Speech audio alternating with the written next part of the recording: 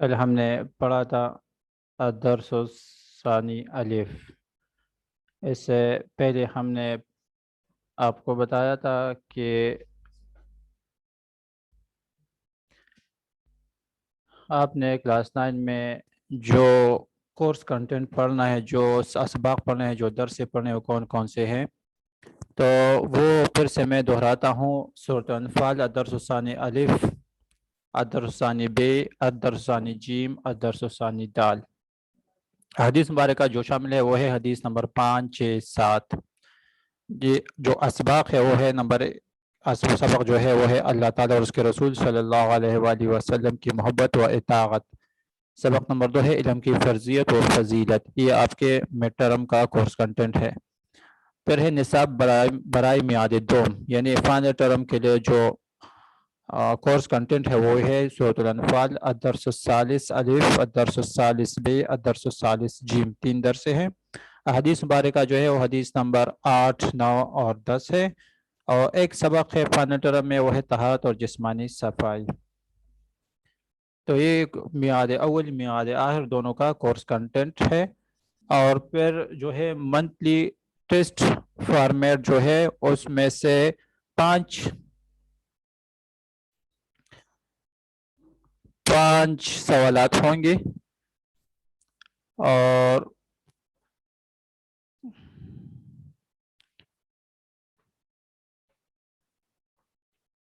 وقت جو ہے 90 منٹس ہوگا۔ سوال نمبر 1 یہ ہوگا، 2 آیات مبارک کی تراجم ہوں گی۔ سوال نمبر 2 ہوگا حدیث مبارک کا ترجمہ و تشریح۔ سوال نمبر 3 درس کے تمارین سے سوال کا جواب۔ سوال نمبر 4 عبارت کا ترجمہ مفہوم۔ سوال نمبر 5 سبق سے سوال کا جواب۔ یہ جو تھا یہ منتھلی ٹیسٹ فارمیٹ تھا، اور یہ جو ہے پیپر فارمیٹ ہے۔ پیپر جو ہے وہ 2 گھنٹوں کا ہوگا، اور اس میں وقت ہوگا 1-2 گھنٹوں میں سے آبجیکٹیو کے لیے وقت جو ہوگا وہ 15 منٹس ہوں گے۔ 10 آبجیکٹیوز ہوں گے، 15 منٹس ہوں گے۔ اور اسی طرح پھر سیکشن بے، سیکشن جیم کے لیے جو ہے وہ ٹائم ہوگا 1 گھنٹہ 45 منٹ۔ سیکشن بے، سیکشن جیم، حصہ بے حصہ جیم دونوں کے لیے ٹائم ہوگا 1 گھنٹہ 45 منٹ۔ حصہ بے میں جو ہے وہ 7 سوالات ہوں گے، 5 اس میں سے حل کرنے ہوں گے۔ اور حصہ جیم میں جو ہے 3 سوالات ہوں گے، اور 3 سوالات میں سے 2 حل کرنے ہوں گے، اور ہر ایک سوال جو ہے وہ 2 اجزاء پر مشتمل ہوگا، الف با الف با الف با۔ اچھا، یہ تو تھا پیپر فارمیٹ۔ کل ہم نے پڑھا تھا الدرس الثانی الف لفظی ترجمہ کے ساتھ۔ آج ہم اس کی وضاحت کریں گے۔ سبق کی طرف دیکھیں۔ اعوذ باللہ من الشیطان الرجیم، بسم اللہ الرحمن الرحیم۔ یا ایھا الذین آمنوا ان تتقوا اللہ یجعل لکم فرقانا ویکفر عنکم سیئاتکم ویغفر لکم واللہ ذو الفضل العظیم۔ وَإِذْ یمکر بک الذین کفروا لیثبتوک او یقتلوک او یخرجوک ویمکرون ویمکر اللہ واللہ خیر الماکرین۔ وَإِذَا تُتْلَى علیہم آیاتنا قالوا قد سمعنا لو نشاء لقلنا مثل هذا ان هذا الا اساطیر الاولین۔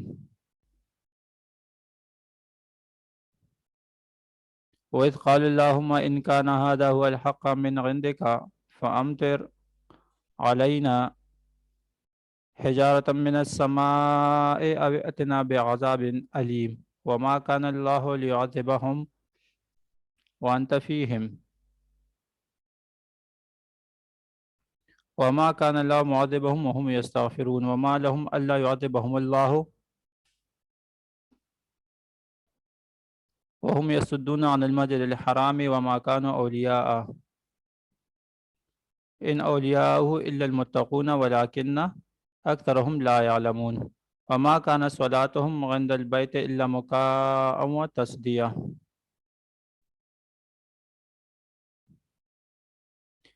فذوقوا العذاب بما كنتم تكفرون إن الذين كفروا ينفقون أموالهم ليصدوا عن سبيل الله فسينفقونها ثم تكون عليهم حسرة ثم يغلبون والذین کفروا الی جہنم یحشرون لیمیز اللہ الخبیث من الطیب ویجعل الخبیث بعضه على بعض فیرکمہ جمیعا فیجعلہ فی جہنم اولئک هم الخاسرون۔ یہ درس ہے الدرس ثانی الف، صفحہ نمبر 10 پر ہے، آیا جو ہے 29 تا 37 ہے۔ لفظی ترجمہ بہت ضروری ہے۔ لفظی ترجمہ جو ہے وہ آبجیکٹیوز میں آتے ہیں، لفظی ترجمہ آبجیکٹیو جو ہے اسی میں سے آتے ہیں، تو آپ نے لفظی ترجمہ مسٹ یاد کرنا ہوگا۔ اسی طرح بامحاورہ ترجمہ یہ جو ہے اس سے آیت مبارک آئیں گی حصہ جی میں پیپر میں، تو وہاں پر یہ بامحاورہ ترجمہ لکھو گے، تو دونوں لفظی اور بامحاورہ ترجمہ دونوں ضروری ہے۔ اچھا، اس سے پہلے درس میں آپ پڑھ چکے ہیں کہ اللہ تعالیٰ فرماتا ہے الدرس اول جیم میں آپ پڑھ چکے ہیں، اللہ تعالیٰ فرماتا ہے وَعَلَمُوا أَنَّمَا أَمْوَالُكُمْ وَأَوْلَادُكُمْ فِتْنَةٌ وَأَنَّ اللَّهَ عِندَهُ أَجْرٌ عَظِيمٌ۔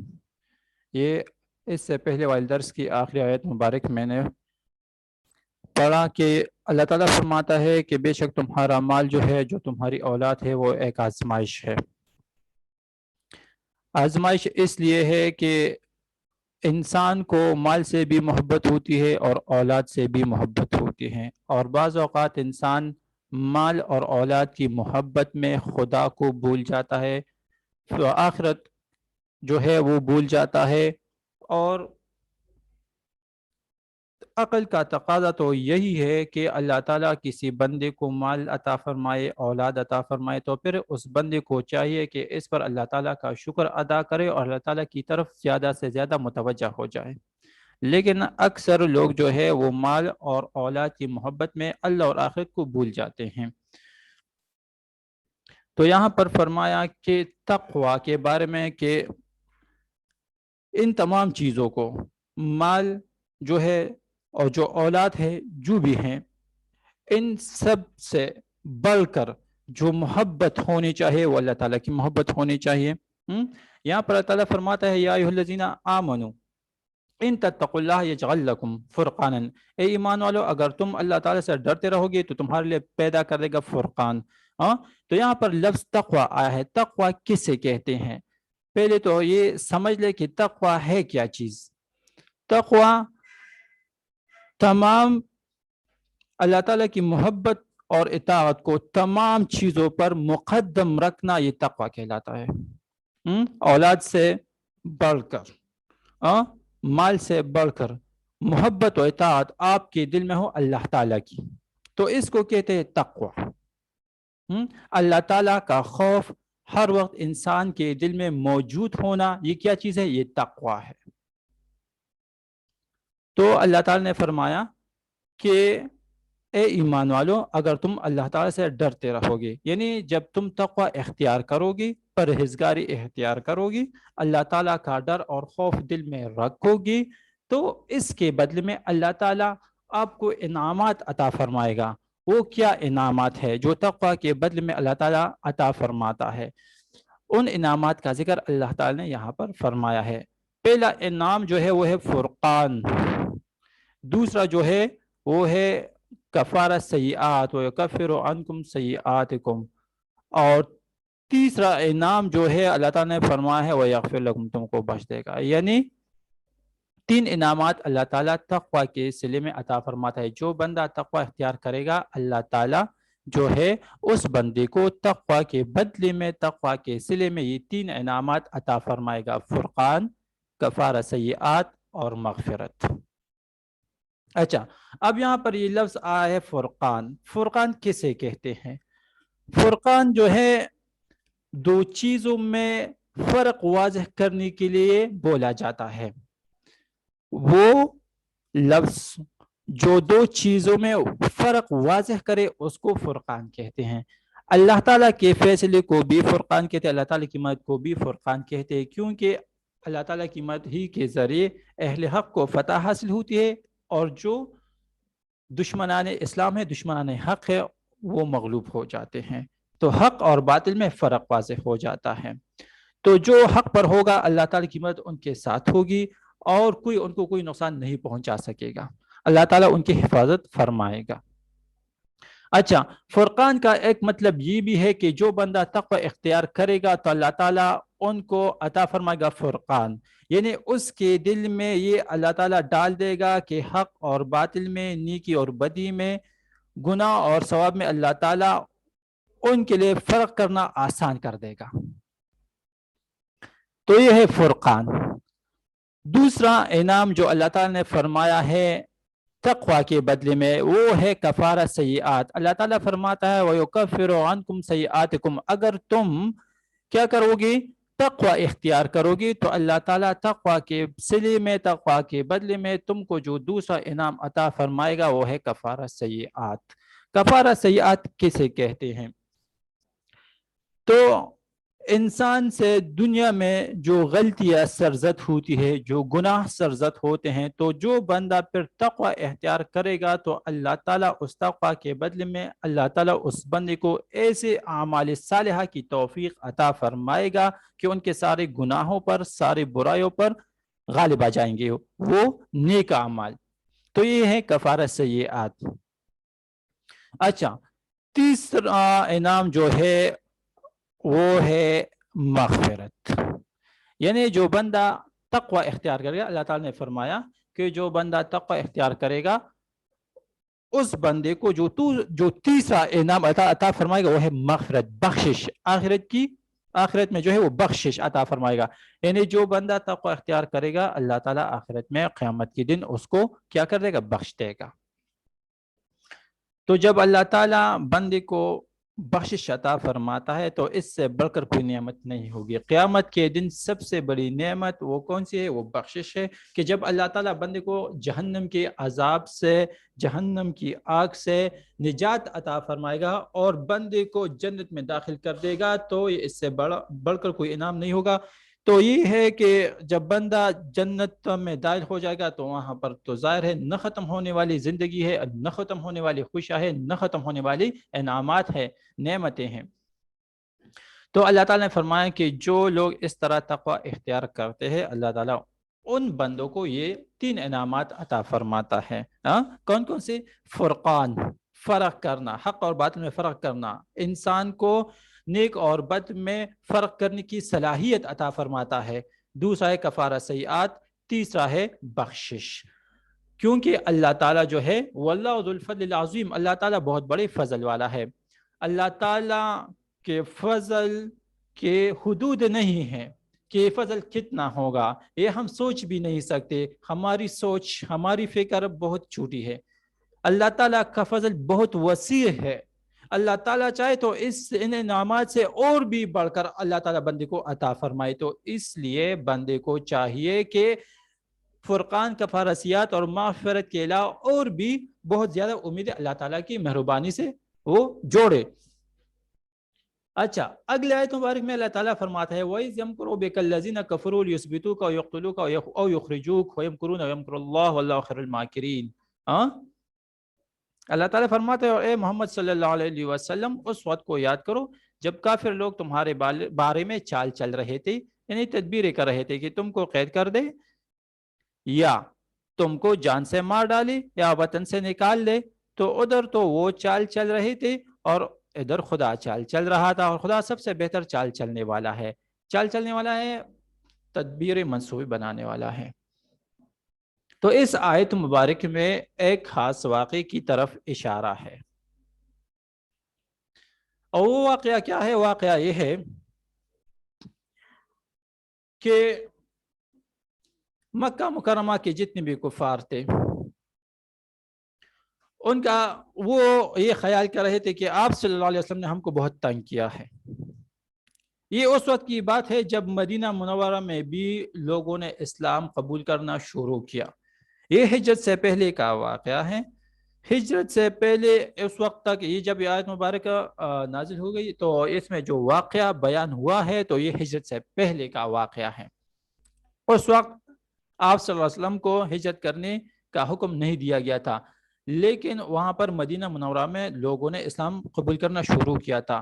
تو جب مدینہ منورہ میں لوگوں نے اسلام قبول کرنا شروع کر دیا تو کفار مکہ کو یہ خطرہ محسوس ہوا کہ اگر یہ اسلام مکہ مکرمہ سے نکل کر باہر کے علاقوں میں پھیل گیا تو یہ مسلمان تو پھر مضبوط قوت طاقتور بن جائیں گے، مسلمان طاقتور بن جائیں گے، تو پھر کیا کریں گے، ہم پر حملہ اور ہوں گے، ہم کو شکست دیں گے، ہم سے لڑائی کریں گے، ہم کو شکست دیں گے، ہم کو ختم کریں گے. تو اس لیے اس خطرے کے پیش نظر کفار مکہ وہ اکٹھے ہو گئے. کہاں پر اکٹھے ہو گئے؟ دارالندوا میں. دارالندوا کس چیز کا نام ہے؟ یہ ایک مکان کا نام ہے. یہ ایک مکان تھا، بیت اللہ شریف کے قریب تھا، اور وہاں پر یہ کفار مکہ یہ ایسا مکان تھا، ایسی جگہ تھی کہ جو بھی قومی مسئلہ ہوتا تھا وہ یہاں پر آ کر سارے بڑے بڑے کفار یہاں پر آ کر اکٹھے جمع ہو کر کیا کرتے تھے، ان کا حل نکالتے تھے اور مشورہ کرتے تھے. تو یہاں پر دارالندوا یہ ایک شخص تھا، اسی بن کلاب اس کا مکان تھا، اور یہ مکان کفار مکہ نے ایسی باتوں کے لیے، ایسے مشوروں کے لیے، ایسے میٹنگز کے لیے مختص کیا تھا یہ مکان. تو یہ وہاں پر جمع ہو گئی دارالندوا میں کفار مکہ، اور آپس میں مشورہ کرنے لگی کہ ایسا کیا کیا جائے کہ آپ صلی اللہ علیہ وسلم سے ہم کیا کریں، نجات حاصل کر سکیں. تو جب یہ مشورہ کے لیے اکٹھے ہو گئے تو یہ بڑے بڑے کفار عتبہ، شیبہ، ابو جہل، یہ سارے وہاں پر اکٹھے بیٹھے تھے. اتنے میں شیطان بھی ایک بوڑھے شخص، بوڑھے آدمی کی شکل میں آیا، دروازے پر کھڑا ہو گیا. انہوں نے پوچھا تم کون ہو، کیا کرے ہو، کس لیے آئے ہو؟ تو اس نے کہا کہ میں تو حجاز کا رہنے والا ہوں اور یہ نجد کا رہنے والا ہوں، اور مجھے پتا چلا ہے کہ آپ کو کوئی قومی مسئلہ ہے اور میں اس لیے آ گیا شاید میں آپ کو اس مسئلے میں کوئی مفید مشورہ دے سکوں، ان کے نقطہ نظر سے مفید مشورہ دے سکوں. تو انہوں نے کہا کہ آ جاؤ، بیٹھ جاؤ. تو جب مشورہ شروع ہونے لگا کہ مشورہ کرنے لگے کہ آپ صلی اللہ علیہ وسلم کے ساتھ کیا جائے، تو ایک شخص نے مشورہ دے دیا کہ اللہ کہ ہم کیا کریں گے، آپ صلی اللہ علیہ وآلہ وسلم کو زنجیروں سے جکڑ دیں گے، قید کر دیں گے، ماریں گے اور قید کریں گے، اور اس طرح پھر آپ صلی اللہ علیہ وسلم دین اسلام کی تبلیغ نہیں کر سکیں گے. تو شیطان نے فوراً جواب دیا کہ نہیں، یہ تجویز ٹھیک نہیں ہے، یہ مشورہ ٹھیک نہیں ہے، کیونکہ آپ صلی اللہ علیہ وسلم کے جو ساتھی ہیں وہ کسی نہ کسی طور پر وہ کیا کریں گے، آپ صلی اللہ علیہ وسلم کو رہا کر لیں گے. پھر ایک شخص نے مشورہ دیا کہ ہم اس طرح کرتے ہیں کہ ہم آپ صلی اللہ علیہ وآلہ وسلم کو کیا کرتے ہیں، جلا وطن کریں گے، ملک سے نکال دیں گے، مکہ مکرمہ سے نکال دیں گے، تو اس طرح یہ مسئلہ حل ہو جائے گا. تو شیطان نے فوراً جواب دیا کہ نہیں، یہ مشورہ بھی ٹھیک نہیں ہے، یہ تجویز بھی ٹھیک نہیں ہے. اس طرح آپ لوگ، اس نے کہا شیطان نے کہ آپ لوگوں کو اچھی طرح پتا ہے کہ آپ صلی اللہ علیہ وسلم کی زبان جو ہے وہ کتنی شیریں ہے، کتنی میٹھی ہے.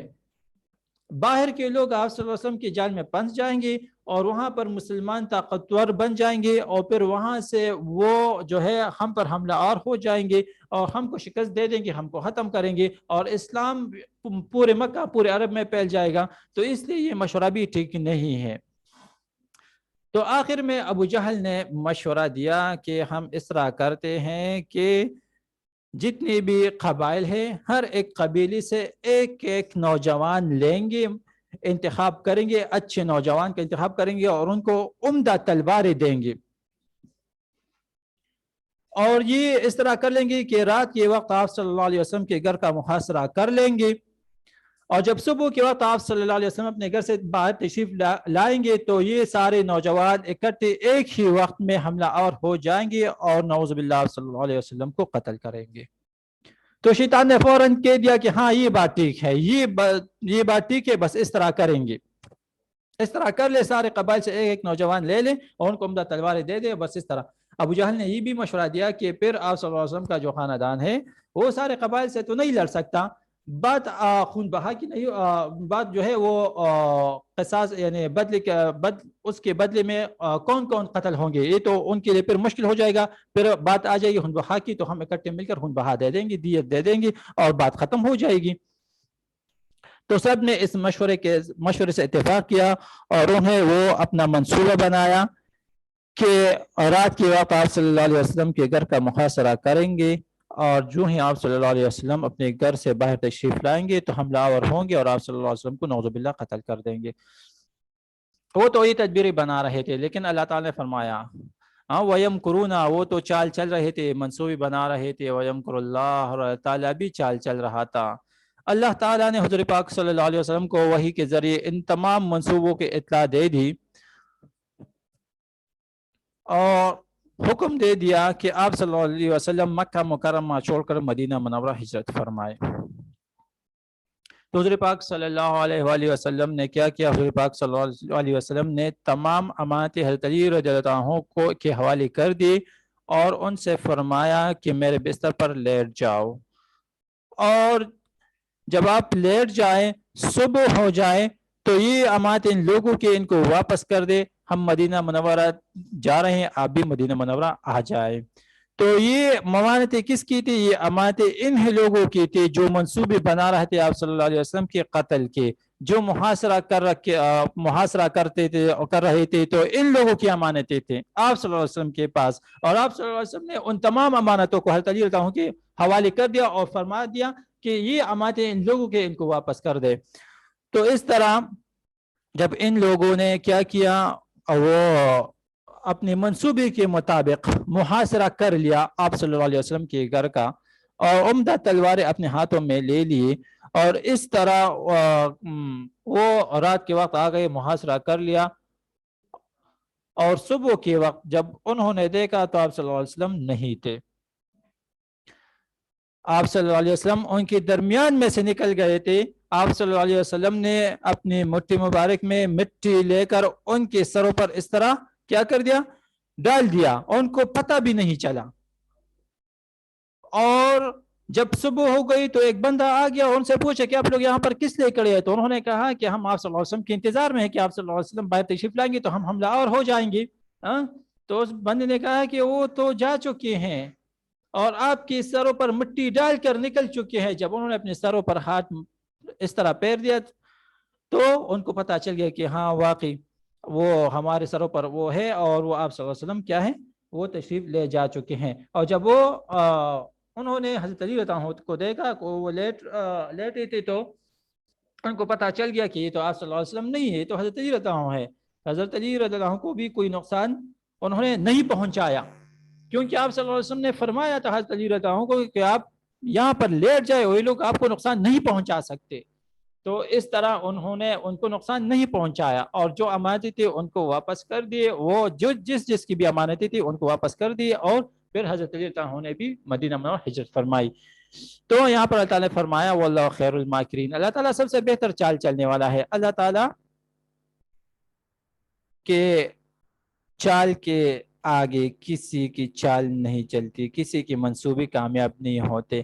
تو اللہ تعالیٰ نے جتنی بھی کفار مکہ کے منصوبے تھے وہ کیا کرتی؟ خاک میں ملا دیے، اور وہ اپنے منصوبوں میں ناکام ہو گئے۔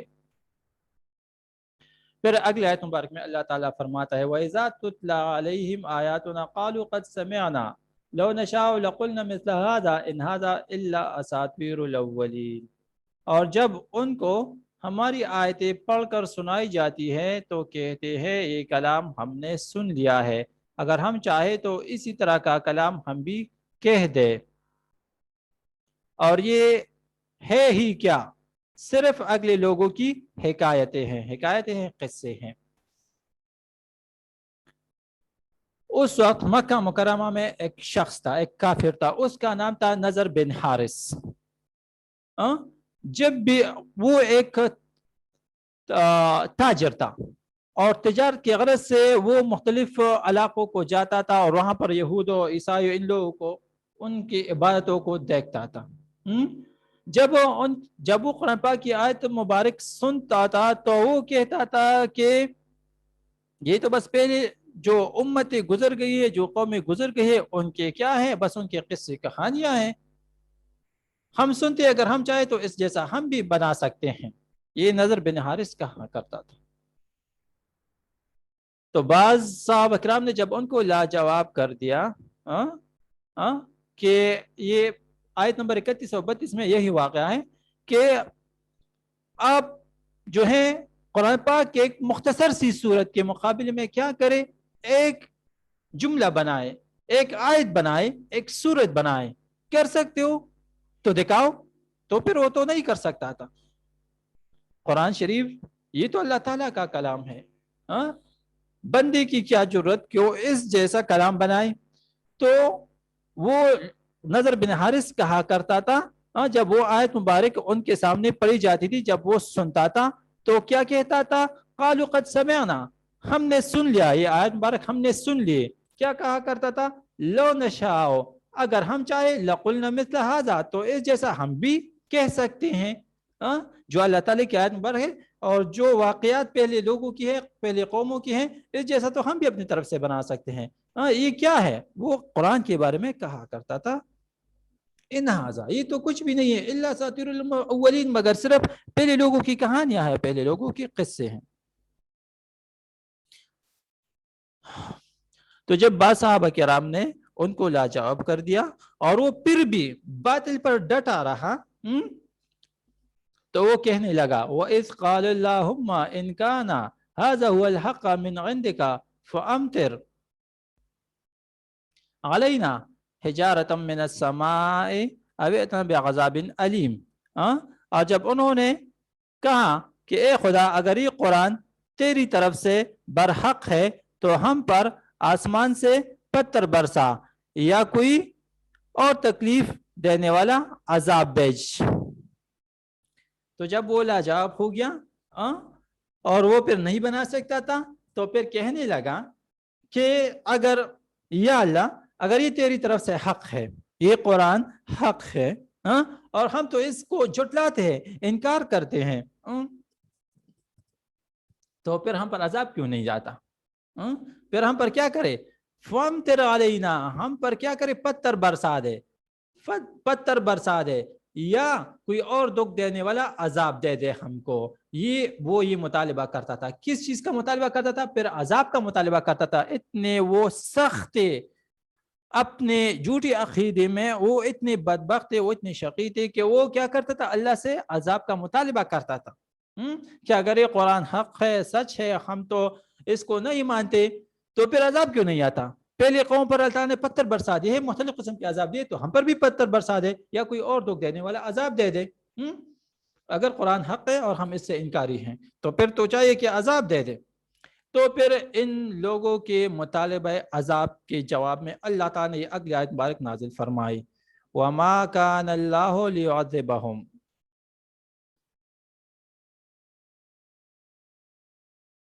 وَأَنْتَ فِيهِمْ وَمَا كَانَ اللَّهُ مُعَذِّبَهُمْ وَهُمْ يَسْتَغْفِرُونَ. اور خدا ایسا نہ تھا، اور خدا ایسا نہ تھا کہ جب تک تم ان میں تھے انہیں عذاب دیتا، نہ ایسا تھا کہ وہ بخشش مانگے اور انہیں عذاب دے.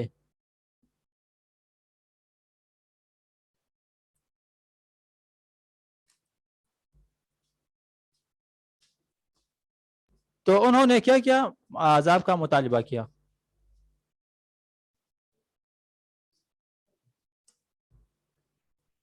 تو انہوں نے عذاب کا مطالبہ کیا، تو انہوں نے مطالبہ عذاب کی اللہ تعالیٰ نے ان کے مطالبہ عذاب کی جواب میں آیت مبارک نازل فرمائی، وَمَا كَانَ لِيُعَذِّبَهُمْ وَأَنْتَ فِيهِمْ وَمَا كَانَ لِمُعَذِّبَهُمْ وَهُمْ يَسْتَغْفِرُونَ. کہ جب تک تو ان میں تھے انہیں عذاب دیتا، اور نہ ایسا تھا کہ وہ بخش مانگے اور انہیں عذاب دے. اچھا، بس یہاں تک ہم نے پڑھ دیا، ٹائم ختم ہونے والا ہے، باقی انشاءاللہ نیکسٹ پیریڈ میں پڑھیں گے. آپ اس طرح کریں، کوئی بھی کویشچن ہو آپ کے ذہن میں آپ پوچھ سکتے ہیں.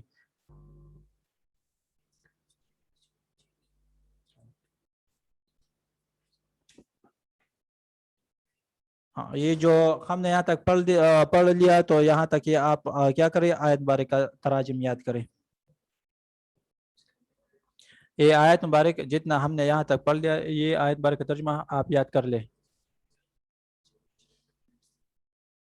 ہاں، پہلے گرلز والے جو ہے وہ کویشچن پوچھ سکتے ہیں 2 منٹس، اس کے بعد جو ہے بوائز جو ہے وہ پوچھ سکتے ہیں کوئی بھی کویشچن ہو.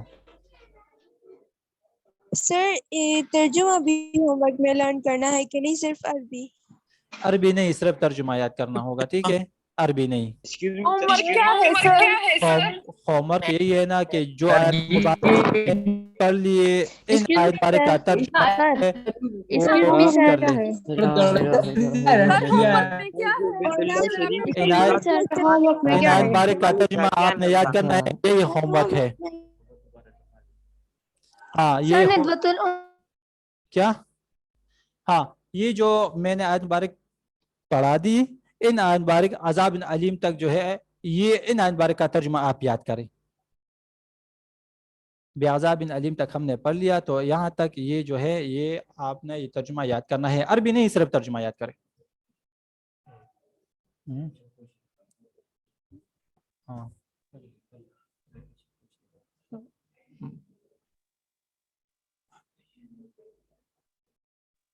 ہاں پوچھ لے جو بھی کوشچن ہو.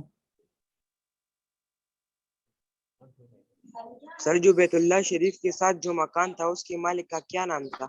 قصی بن کلاب. سید بن قصی قاب سعاد یا قصی بن کلاب. کلاب قصی بن کلاب قاب سعاد یا. سر چوکل والا لیکچر آپ نے کیا تھا نا تو وہ یہ ہے کہ نہیں وہ دوسرا تھا. یہ وہی ترجمہ ہے لیکن ہم نے صرف کل لفظی ترجمہ کے ساتھ پڑھا تھا. آج ہم نے ان چند آیت مبارک کی وضاحت کر لی. تفسیر کی روشنی میں ہم نے وضاحت کر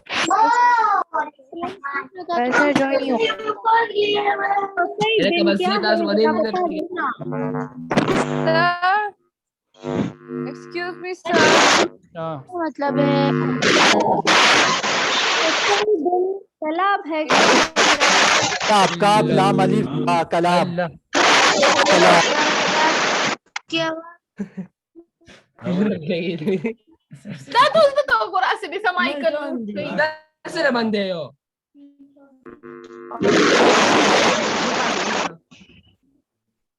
سر یہ حکایت کا کیا مطلب ہے؟